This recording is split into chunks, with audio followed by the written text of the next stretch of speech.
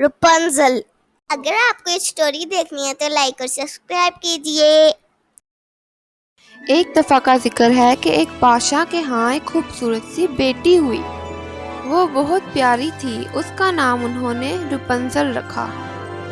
رپنزل کو پھول بہت پسند تھے، اس لیے بادشاہ نے سپاہیوں کو حکم دیا کہ جنگل میں سے وہ چمکتا ہوا پھول ڈھونڈ کر لایا جائے جسے جادوئی پھول کہا جاتا ہے۔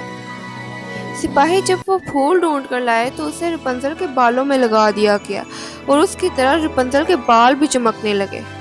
دور جنگل میں ایک گھر تھا جس میں ایک جادوگرنی رہتی تھی۔ اسے بھی ایک پھول کی تلاش تھی تاکہ وہ ہمیشہ کے لیے جوان رہ سکے۔ جب اسے یہ خبر ہوئی کہ وہ پھول محل میں ہے تو اس نے ہر حال میں اس پھول کو لینے کا سوچا۔ جب وہ جادوئی پھول لینے آئی تو اسے کچھ دکھائی نہ دیا سوائے رپنزل کے جادوئی چمکتے بالوں کے۔ وہ رپنزل کو اپنے ساتھ لے گئی اور دور جنگل میں ایک خفیہ گھر میں چھپا دیا۔ بہت لوگوں نے رپنزل کو ڈھونڈنے کی کوشش کی لیکن وہ نہ ملی۔ آخر کئی سال گزر گئے اور رپنزل بڑی ہو گئی اور اتنی ہی خوبصورت بھی۔ رپنزل ایک ایسے مکان میں رہتی تھی جو بہت اوپر تھا اور وہ وہاں سے کبھی نیچے نہیں اتری تھی۔ جادوگرنی رپنزل کے بالوں کا بہت خیال رکھتی تھی کیونکہ اسی طرح وہ جوان رہ سکتی تھی۔ وہ ہر وقت رپنزل کو باہر کی دنیا سے ڈراتی اور اسے گھر میں رہنے کا کہتی۔ یوں ہی وہ رپنزل کے بالوں سے طاقت حاصل کرتی رہی۔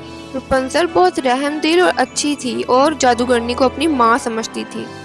جب بھی جادوگرنی باہر سے آتی تو رپنزل اپنے بال لٹکاتی اور جادوگرنی اوپر آ جاتی۔ ایک دن جادوگرنی اپنے پرانے گھر گئی اور رپنزل سے کہا کہ وہ جلد لوٹ آئے گی۔ وہ اپنے پرانے گھر جادو کرنے کے لیے گئی تھی۔ جادو کرنے کے بعد اسے پتہ ہی نہیں چلا کہ وہ کب سو گئی۔ وہ گہری نیند میں چلی گئی اور پوری رات وہیں سوئی رہی۔ وہاں رپنزل جادوگرنی جسے وہ اپنی ماں سمجھتی تھی اس کا انتظار کر رہی تھی۔ اب اسے ڈر لگنے لگا اور اس نے کچھ کرنے کا سوچا۔ اس نے سوچا کہ کیوں نہ باہر نکل کے خود اپنی ماں کو تلاش کر لے۔ اس لیے وہ اونچے مکان سے نیچے اترنے لگی۔ جلد ہی وہ زمین پر پہنچ گئی۔ چونکہ وہ پہلی بار زمین پر اتری تھی اس لیے بہت خوش ہوئی، لیکن وہ پہلے اپنی ماں کو تلاش کرنا چاہتی تھی۔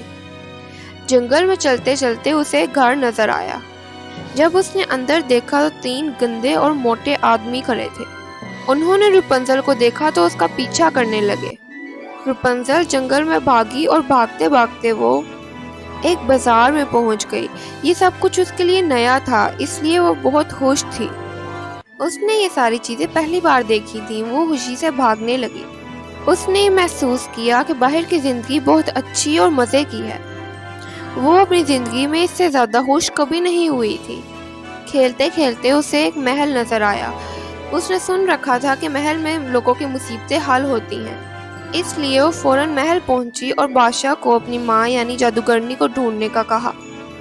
یہ بادشاہ اس کا اصل باپ تھا جو اب بوڑھا ہو چکا تھا۔